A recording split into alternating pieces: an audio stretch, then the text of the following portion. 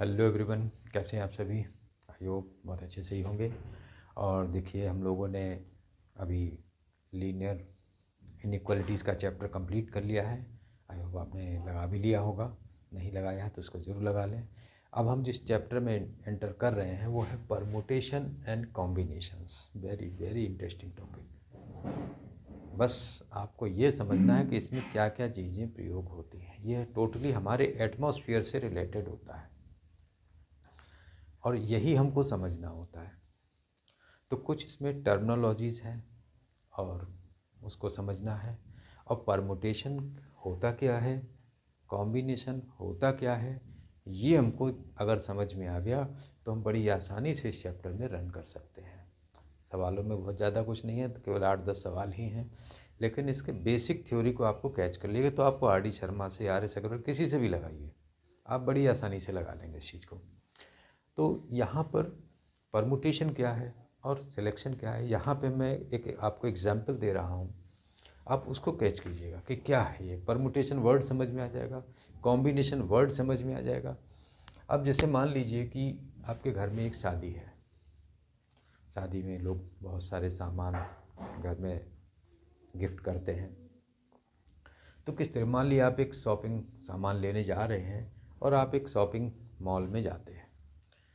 मान लीजिए shopping mall है, इसमें फ्रिज है, टीवी है, एसी है, वॉशिंग मशीन है और बहुत सारे आइटम्स हैं। आप जाते हैं, 2-4 लोग मिलके पहुंचते हैं और ये डिसाइड करना है कि आपको कैसे लेना है। मान लीजिए कि फ्रिज वहाँ पे 50 लग रहे हैं, टीवी 100 लग रहे हैं, एसी 70 लग रहे हैं, वॉशिंग मशीन 150 लग रही है और भी बहुत सारे आइटम्स हैं। आप इतने एग्जाम्पल से कैच कीजिएगा, आप अपने बोले हुए वर्ड से ही समझ जाएंगे कि ये कॉम्बिनेशन क्या है और परमुटेशन क्या है। अब आप मान लीजिए दुकान पे जाते हैं, काउंटर पे, और कहते हैं कि लगे हुए हैं, क्या क्या बोलते हैं आप, या आपके फादर आपसे क्या कहेंगे, इसमें से एक फ्रिज सेलेक्ट कर लो। तो ध्यान दीजिएगा वर्ड पे, चूज़ कर लो, सेलेक्ट कर लो। तो आपने एक फ्रिज ले लिया, ठीक है।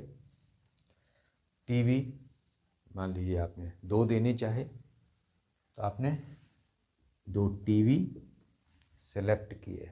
ध्यान रखिएगा वर्ड पे, हम बार बार सेलेक्ट यूज़ कर रहे हैं।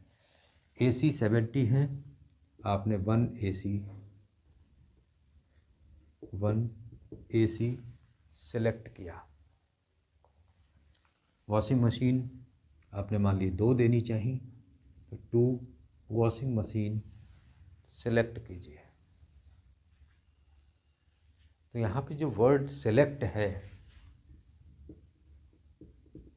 सिलेक्शंस, इसका सीधा से मीनिंग होता है कॉम्बिनेशंस।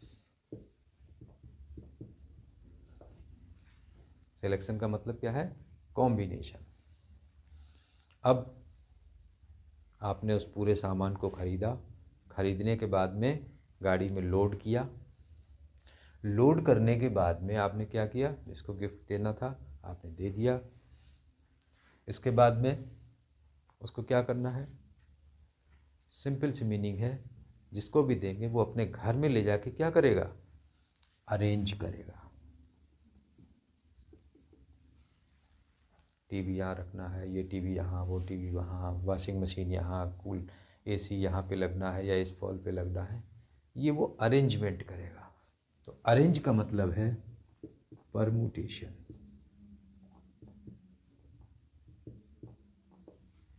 परमुटेशन, बस यही 2 वर्ड काम करेंगे। अरेंजमेंट क्या है और सिलेक्शन क्या है। तो अरेंजमेंट जब भी वर्ड आएगा तो आपको परमुटेशन पे जाना है, सिलेक्शन जब भी आएगा तो कॉम्बिनेशन पे जाना है। 2 वर्ड इसमें और आएंगे, एंड और ये 2 वर्ड हैं। एंड का मतलब क्या है, एंड का मतलब होगा मल्टीप्लाई,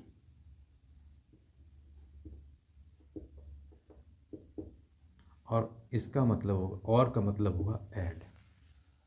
कंप्यूटर में जो गेट्स पढ़ते हैं उनको मालूम होगा कि एंड का मतलब मल्टीप्लाई होता है और का मतलब ऐड होता है।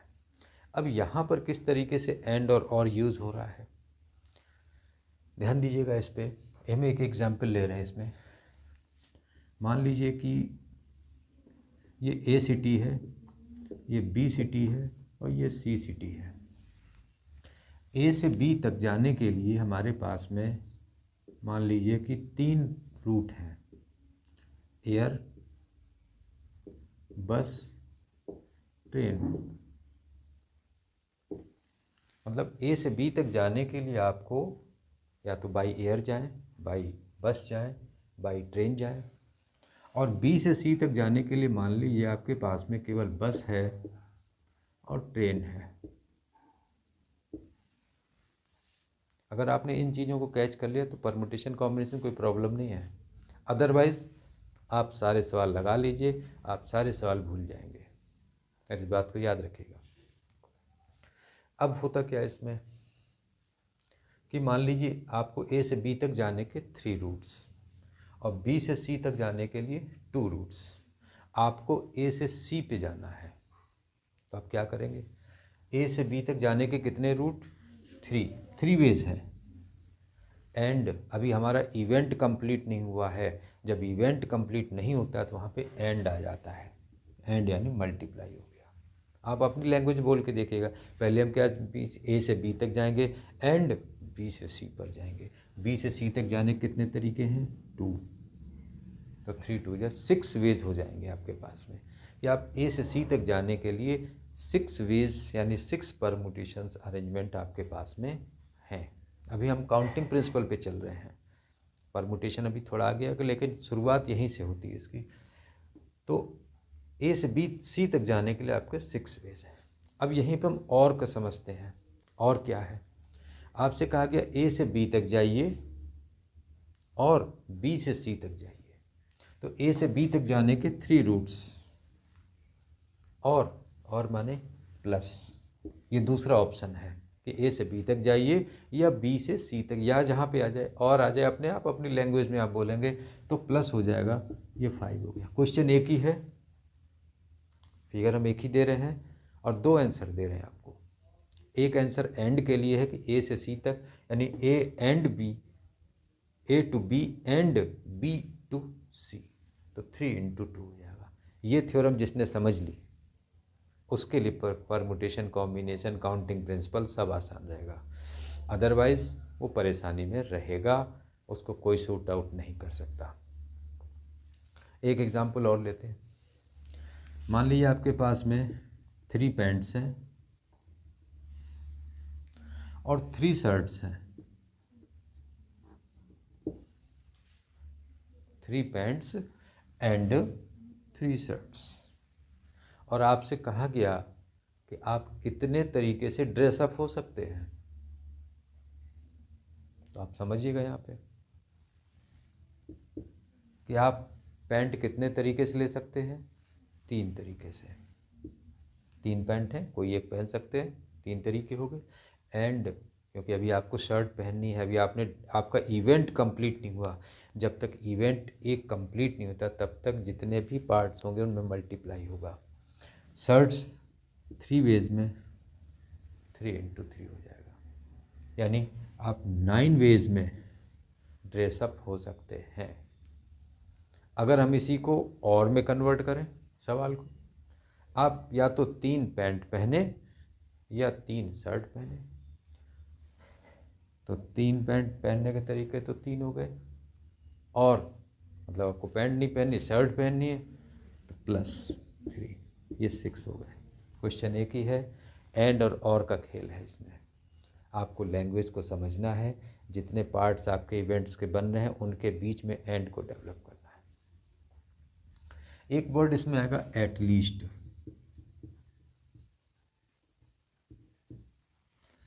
एटलीस्ट का मतलब होता है कम से कम। मान लीजिए आपके पास में 6 चीज़ें हैं, 6 आइटम हैं आपके पास में। उसमें से कहता है कि 6 चीज़ें में से आप कम से कम 2 सेलेक्ट कीजिए। तो 2 सिलेक्शंस ले सकते हैं, और वो कह रहा है कि कम से कम 2 सेलेक्ट, और 3 सिलेक्शंस हो सकते हैं, और 4 हो सकते हैं, और 5 हो सकते हैं, और 6 हो सकते हैं। इतने तरीके से ये आपको डिस्कशन करना पड़ेगा, ये समझना है। समझने की सारी चीज़ें हैं, सवाल हल करने को हम 10 सवाल हैं भी एक बोर्ड पे करेंगे और आप नोट कर लेंगे, वो इमैटेरियल है। मेरी बात को समझिएगा। अगर आपने ये थ्योरम्स को समझ लिया जो हम डिस्कशन आपको दे रहे हैं, परमुटेशन कॉम्बिनेशन में कोई खास फार्मूले नहीं हैं और छोटे छोटे फार्मूले हैं, लेकिन अगर आपने लैंग्वेज नहीं समझी तो आप सवाल नहीं लगा पाएंगे। आप कुछ भी कर लीजिएगा, नहीं होंगे। मेरी बात को समझना, हम जो कोई स्ट्रेट फॉरवर्ड बात करते हैं तो वो यही तरीका है इसका। ये कुछ टर्म्स है। एंड और क्या है, सिलेक्शन किसे कहते हैं, अरेंजमेंट किसको कहते हैं, और एटलीस्ट क्या होता है। एटलीस्ट का मतलब कम से कम, यानी उससे ज़्यादा भी हम लास्ट बाउंड्री तक जाते हैं। हमारे पास लास्ट बाउंड्री 6 थी, तो हमको 6 सिलेक्शन तक जाना होगा। तो ये चीज़ें हैं। कुछ चीज़ें होती हैं, रिस्ट्रिक्शंस आएंगे इसमें।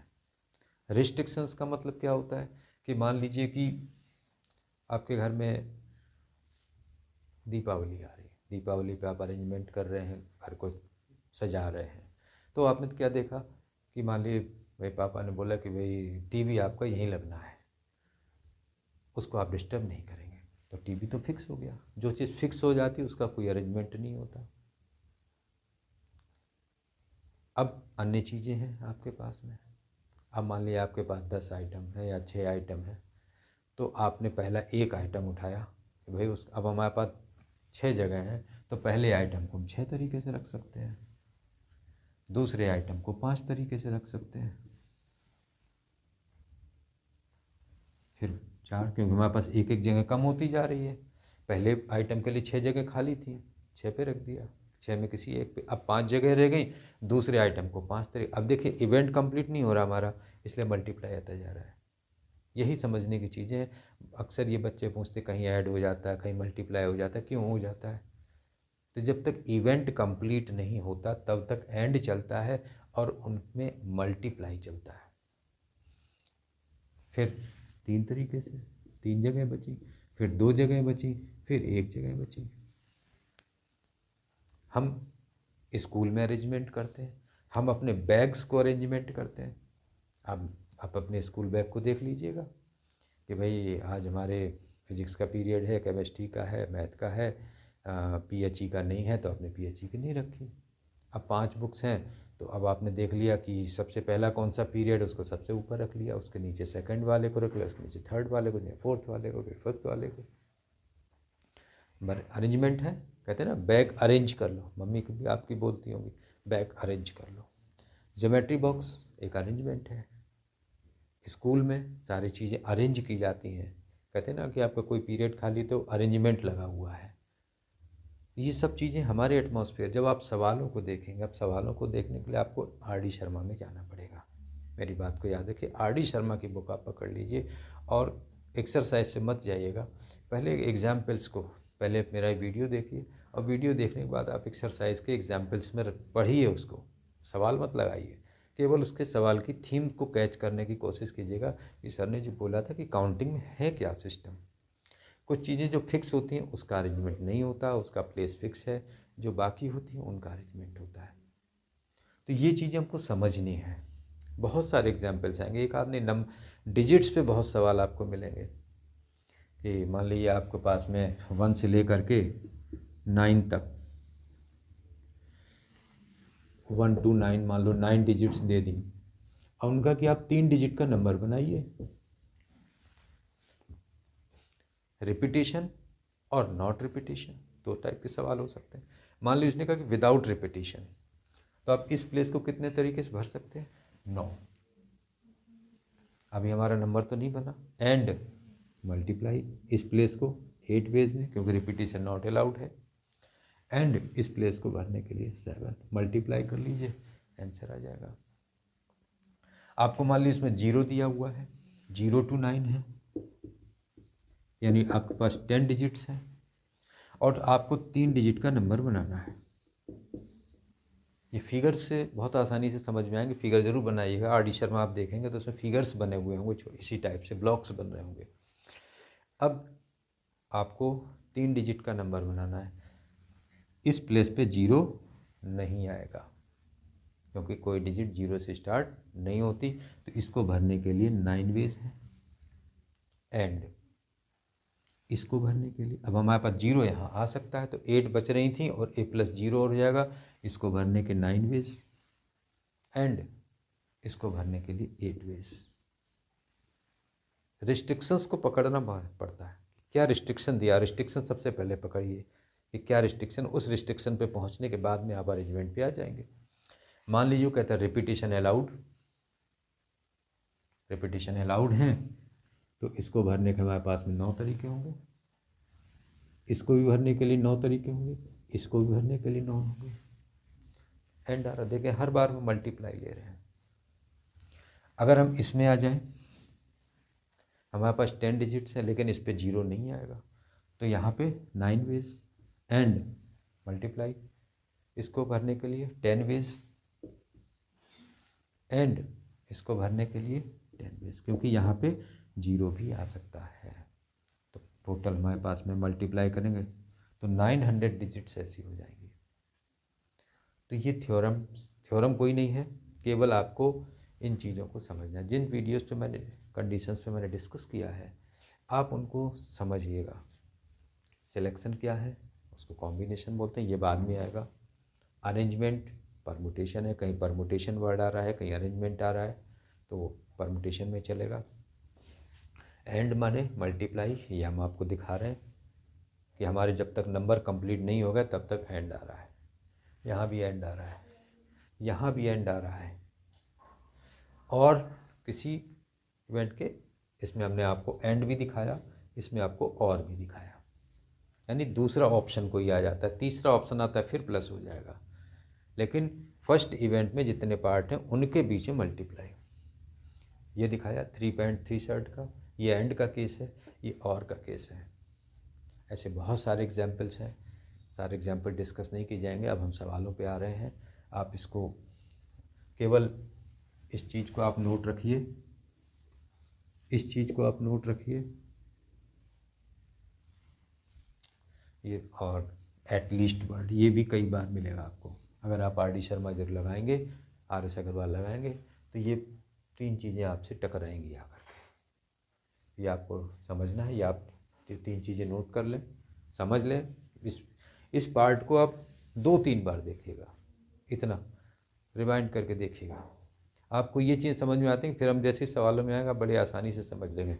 आप देखिए इसको,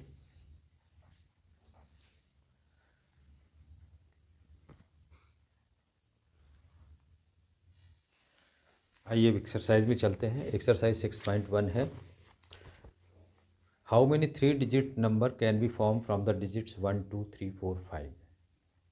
आपके पास में गिवन नंबर्स 1 2 3 4 5 है। टोटल इनकी काउंटिंग कर लीजिए, ये 5 हो जाएंगे। 3 डिजिट का नंबर बनाना है, 3 digit number is to be form. ये हमने बना लिया। अब इसमें बोला था 2 पार्ट है, repetition of digit is allowed. तो आप इस प्लेस को कितने तरीके से भर सकते हैं? 5 तरीके से, 5 ही डिजिट है। रिपीटेशन अलाउड है इसलिए इस प्लेस को 5 वेज में, इस प्लेस को भी 5 वेज में। अब देखिए first place can be fill up in 5 ways, second place can be fill up in 5 ways, third place can be fill up in 5 ways. Total numbers, अब क्योंकि इवेंट तभी पूरी होगी जब हम यहाँ तक फिलअप कर देंगे, तो 5 × 5 × 5 = 125। समझ में आ रही बात? Repetition of digit is not allowed. अगर आपने रिपीटेशन नॉट अलाउड है तो इस प्लेस को आप 5 ही तरीके से भर सकते हैं। तो दूसरे प्लेस को भरने के लिए 4 ही डिजिट बची 4 वेज में, इस प्लेस को भरने के लिए 3 डिजिट बची, इसको 3 वेज में। तो first place can be fill up in 5 ways, second place can be fill up in 4 ways, third place can be fill up in 3 ways. तो टोटल नंबर आपके कितने हो जाएंगे? 5 × 4 × 3, क्योंकि इवेंट तभी कंप्लीट होगी जब ये तीनों डिजिट, तीनों प्लेस फिलअप हो जाएंगे। तो 5 × 4 × 3 60 आ जाएगा। सिंपल सा है। काउंटिंग प्रिंसिपल बहुत आसान होता है, बड़ी आसानी से आप समझेंगे। लेकिन आप आर डी शर्मा में घुस जाइएगा, मेरी बात मानिएगा कि जितने ज़्यादा सवाल आप लगाएंगे आपको बहुत इंटरेस्ट आएगा इसमें। क्वेश्चन नंबर 2 था, how many 3 digit even numbers can be from the digits 1 2 3 4 5 6। 1 2 3 4 5 6 दिए हैं, तो टोटल डिजिट्स आपके पास में 6 हो गई। इवन नंबर्स आपके 2 4 6 हैं इसमें, तो टोटल आपके 3 हो गए। अब 3 डिजिट का इवन नंबर बनाना है और repetition of digit is allowed. तो आप रिस्ट्रिक्शन को सबसे पहले पकड़ेंगे। इस प्लेस को हम कितने तरीके से भर सकते हैं? हमारे पास इवन नंबर होने के लिए यूनिट प्लेस पे इवन नंबर होना चाहिए, तो इस प्लेस को भरने के 3 तरीके हो गए। इस प्लेस को हम 6 तरीके से भर सकते हैं क्योंकि रिपीटेशन अलाउड है। इस प्लेस को भी 6 तरीके से भर सकते हैं, रिपीटेशन अलाउड है। तो first place can be fill up in 6 ways, second place can be fill up in 6 ways, third place can be fill up in 3 ways, since unit place can occupy only 2 4 और 6। तो total numbers कितने हो गए? 6 × 6 × 3 = 108। Simple सा है। इस theorem को आप बेसिकली कैच कीजिएगा। अगर आप सारे सवालों को देखने की कोशिश करेंगे तो आप नहीं लगा पाएंगे। बेसिक को समझिएगा। क्वेश्चन नंबर 3 है, how many 4 letter code can be form using the first 10 letters of English alphabet. आपके पास नंबर ऑफ लेटर्स कितने हैं? 10। अब 4 letter is to be form with no repeats. आपको नो रिपीट से लेटर बनाना, तो इस प्लेस को कितने तरीके से भर सकते हैं? 10 वेज में। तो first place can be fill up in 10 ways. No repeats है तो इस प्लेस को 9 वेज में। Second place can be fill up in 9 ways. Third place, अब एक डिजिट और कम हो जाएगी number letter, 8 ways. And fourth place 7 ways. Therefore total 4 letters code 10 × 9 × 8 × 7 equal to multiply कर लेंगे तो 5040। ये आपका आंसर आ जाएगा इसका। तो समझने की ज़रूरत है एंड क्या है, आप इसको नोट करें।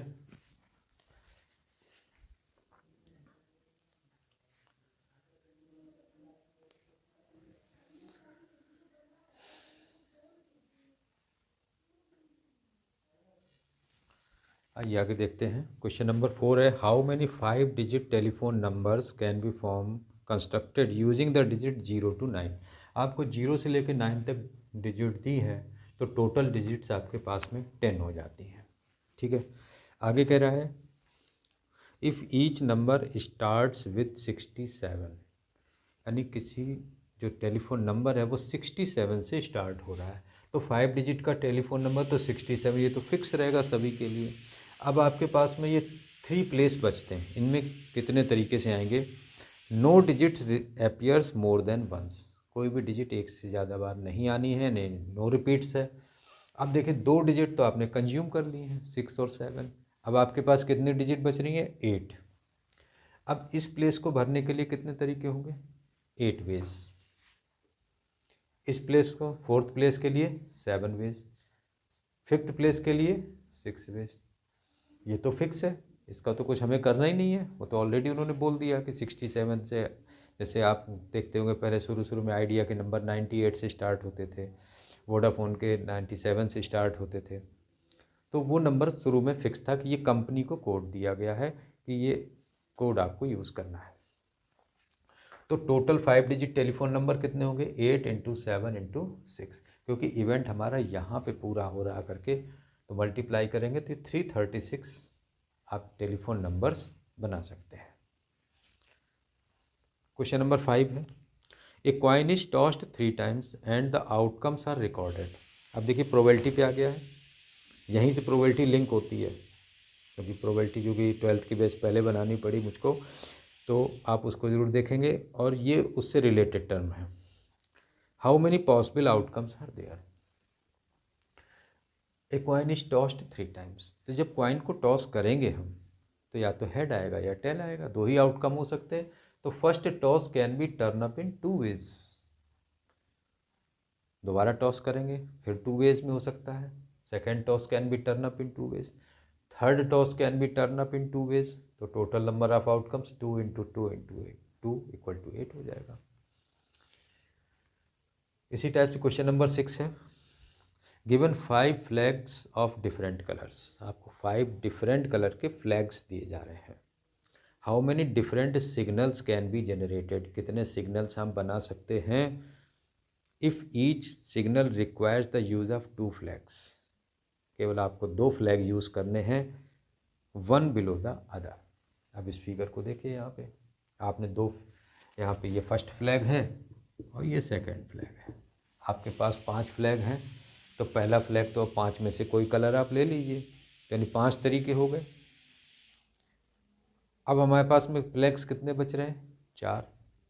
अब उन 4 में से हम किसी एक को ले सकते हैं, तो दूसरा फ्लैग 4 वेज में हो जाएगा। तो ये total number of signal 5 into, first flag में भी इन 5 वेज, सेकेंड फ्लैग में भी इन 4 वेज। तो टोटल नंबर ऑफ सिग्नल्स क्या होंगे, 5 इंटू 4।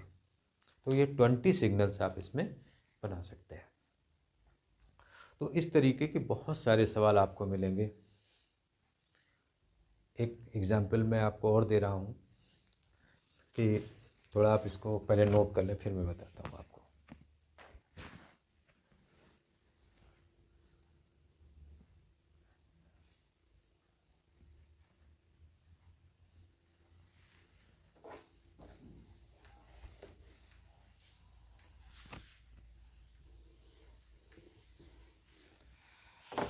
सवाल को सुनिए, इस बुक में तो नहीं है, अब ये रैंडम है। मान लीजिए कि एक 7 फ्लोर बिल्डिंग है, समझिएगा यहाँ पे 1 2 3 4 5 6 7 फ्लोर बिल्डिंग है, और आप यहाँ पे 5 पर्सन हैं, और जो अलग अलग फ्लोर पर उतरेंगे, ये सवाल ये है।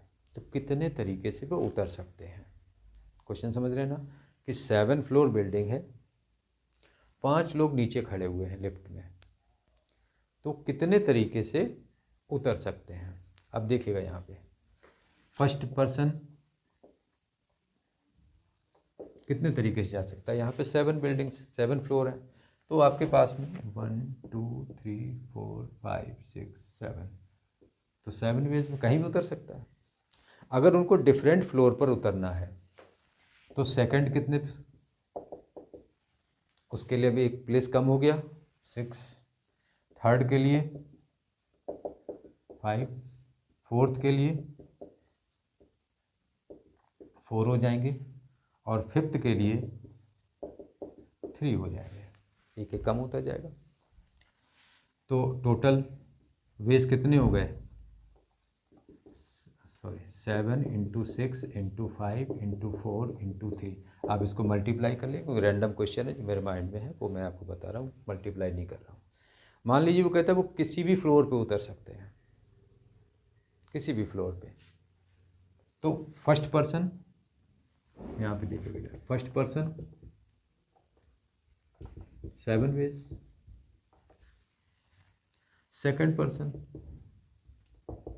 अब सेकंड पर्सन भी कहीं भी उतर सकता है, तो उसके लिए भी 7, थर्ड ये भी कहीं भी उतर सकता है 7, फोर्थ ये भी कहीं भी उतर सकता है 7, फिफ्थ ये भी कहीं भी उतर सकता है 7। तो टोटल कितने हो गए, 7 into 7 into 7 into 7 into 7, 7 rest 5। अब कोई आपको डायरेक्ट बता दे तो आप कैच नहीं करेंगे, आप इसको एनालिटिकली समझिए, सवाल को एनालाइज कर दिए नंबर सिस्टम से, आप इसको बड़ी आसानी से कैच कर ले जाएंगे। ठीक है, क्वेश्चन आप याद रखिएगा, जो कि वीडियो में है, और ये RD शर्मा में सवाल आपको मिल जाएगा, एग्जाम्पल्स में मिलेगा। बड़ी अच्छी तरीके से आप देखेंगे, उसको समझेंगे कि डिफरेंट प्लेस पे उतरना और किसी भी प्लेस पे उतरने में क्या अंतर है। आप इसको चाहे तो फिगर बना लें आप रफली, और एक क्वेश्चन हम और बिल्कुल इसी से मिलता जुलता,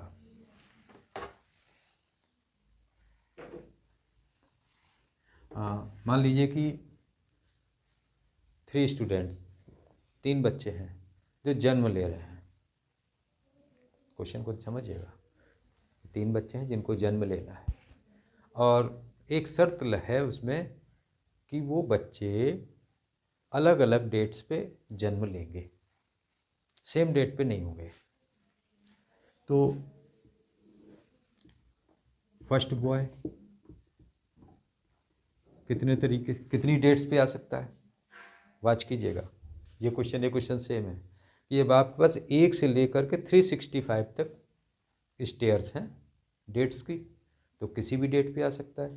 तो 365 नॉर्मल ईयर की बात हो रही है, लीप ईयर नहीं है। अब दूसरे बॉय के साथ क्या है कि वो जिस डेट पे ये आ गया फर्स्ट बॉय, उस पे वो नहीं आएगा। तो सेकंड बॉय, उसके लिए एक डेट कम हो गई 365 में से, तो उसके लिए 364 हो गया। अब जो तीसरा आने वाला है वो इन 2 डेट्स पे नहीं आएगा, तो उसके लिए एक डेट और कम हो गई। Third boy 363। ये क्वेश्चन जल्दी दिमाग में एंटर नहीं होते हैं, ये बात ध्यान रखिएगा, एंटर नहीं होते हैं। कैसे हो जाएगा आप समझने की कोशिश कीजिएगा। 1 से लेकर के 365 तक आपके पास में डेट है, डेज हैं, तो उनमें किसी भी डेट पे ही आ सकता है। तो एक डेट वो कोई भी कंज्यूम कर लेगा। अब जब दूसरा आएगा वो उस डेट पे नहीं आएगा, तो अब उसके लिए ऑप्शन क्या रह गए, 364। और जो तीसरा आने वाला है उसके लिए 2 ऑप्शन कम हो गए, तो 363 हो जाएगा। तो टोटल वेज कितने हो गए, 365 इंटू 364 इंटू 363। क्लियर। अगर मान लो वो किसी भी डेट पे आ सकते, अब देखिए ये पार्ट इससे मैच हो गया, 7 इंटू 6 इंटू 5 इंटू 4 इंटू 3। ऐसी तो स्टेयर्स ये हैं, ऐसी स्टेयर्स ये हैं, सवाल एक ही है लेकिन लैंग्वेज अलग अलग हैं, हम भटक जाते हैं उनमें। तो हमको उसके एनालिसिस को समझने की कोशिश करनी है, जिस पे मैं आपसे बात करने की कोशिश कर रहा हूँ, बहुत सारे आइडियाज़ में दे रहा हूँ। मैं ये कह रहा हूँ कि आप RD शर्मा की बुक ले लीजिएगा, एग्जाम्पल्स को लगाइएगा। ये आपको चाहे NDA के एग्ज़ाम में बैठें या आप कंपटीशन की प्रिपरेशन करें, वहाँ ही बहुत हेल्प करने वाले हैं। मान लीजिए कि ये ऑप्शन है कि वो किसी भी डेट पे जन्म ले सकता है, तो फर्स्ट बॉय के लिए